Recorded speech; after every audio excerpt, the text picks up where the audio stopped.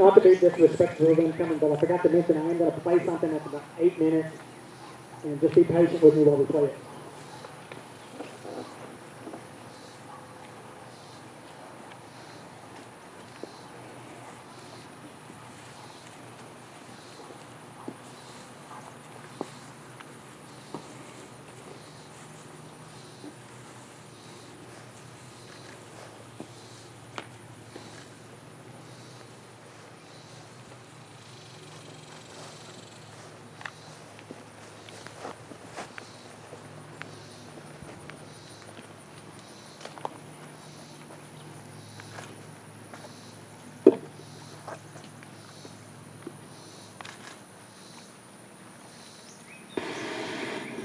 There was a lawyer once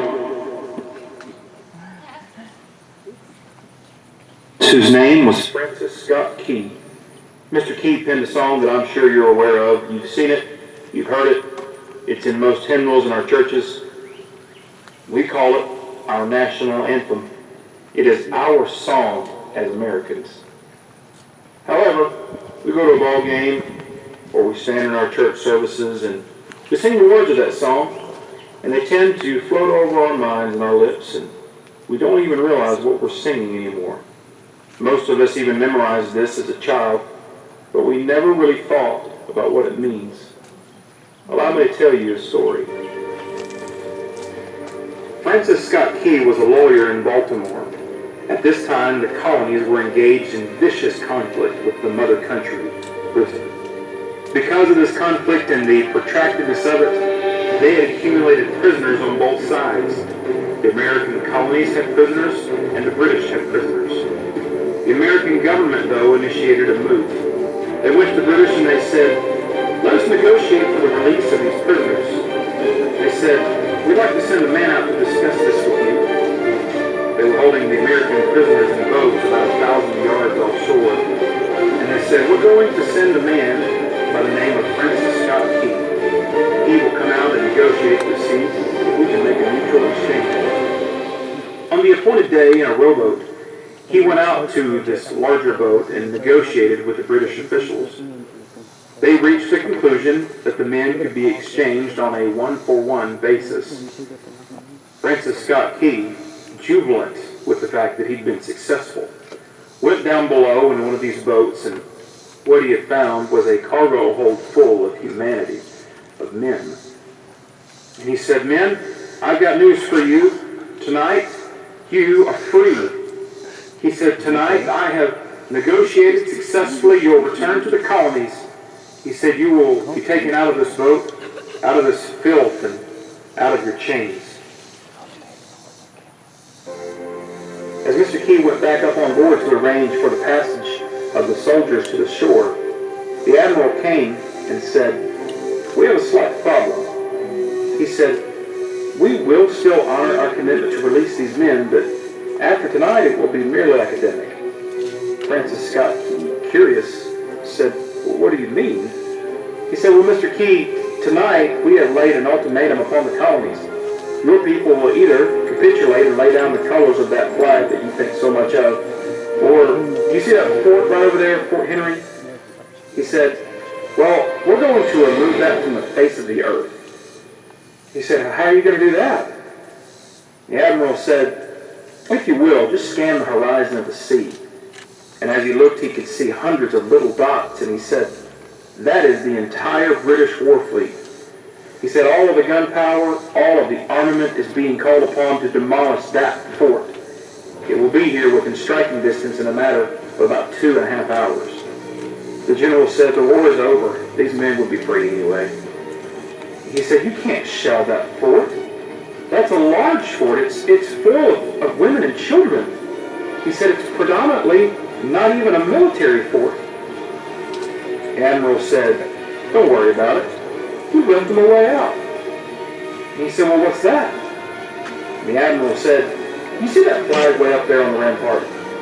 We have told them that if they will just lower that flag, the shelling will stop immediately, and we will know that they've surrendered.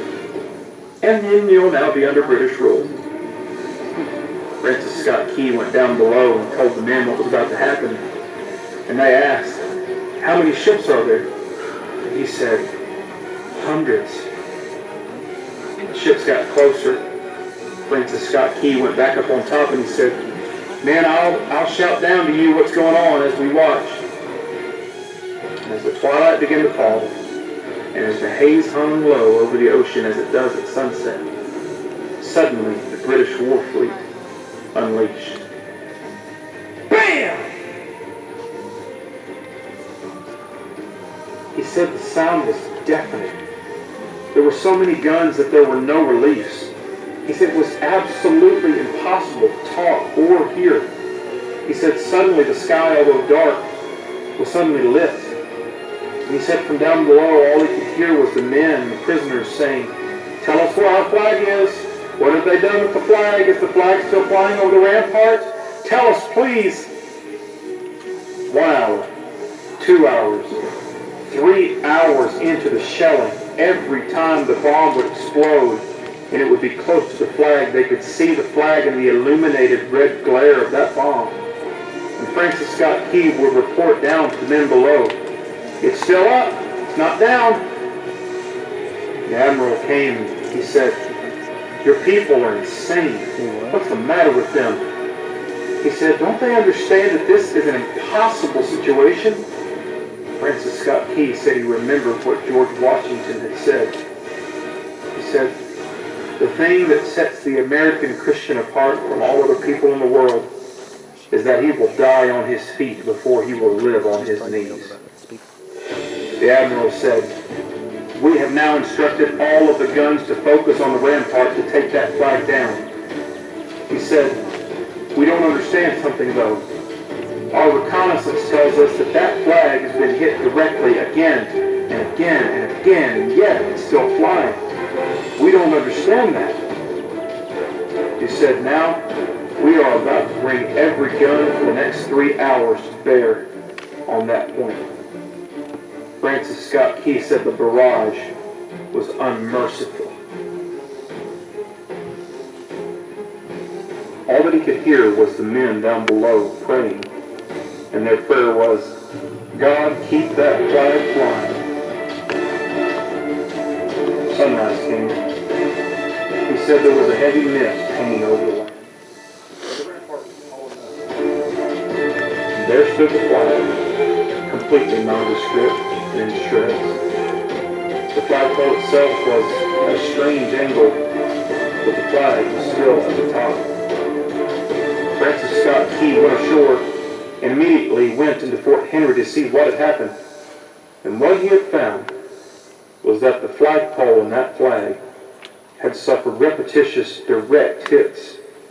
And when it had fallen, men and fathers who knew what it meant for that flag to be on the ground, although knowing that all of the British guns were trained on this point, walked over and held it up humanly until they died. Their bodies were removed and others took their place. Francis Scott Key said what held that flagpole in place at that unusual angle were the bodies of patriots. At this he penned the song, "Oh say, can you see, by the dawn's early light, what so proudly we hailed at the twilight's last gleaming, whose broad stripes and bright stars through the perilous fight o'er the ramparts we watched were so gallantly streaming, and the rocket's red glare, the bombs bursting in air, gave proof through the night that our flag was still there. Oh say, does that star-spangled banner yet wave o'er the land of the free and the home of the brave?" The debt was demanded, the price it was paid.